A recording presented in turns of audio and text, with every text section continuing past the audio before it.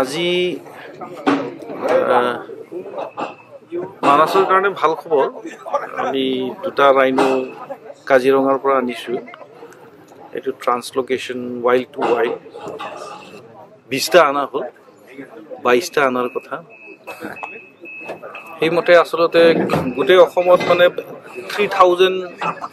বৰৰ population কৰা এটা মানে লক্ষ্য ৰাখিছিল মানে বাই 2020 মানাসৰ কাৰণে মই এটা কথা কম যে on behalf of Bodoland territorial council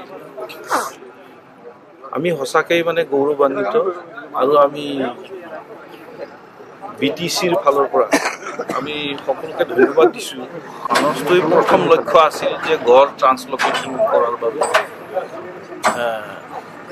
আজিলৈকে আমাৰ যথেষ্ট গড় হল মানসত এটা probably 41 total মিলি পিনে 41 এই দুটা লৈ পিনে 40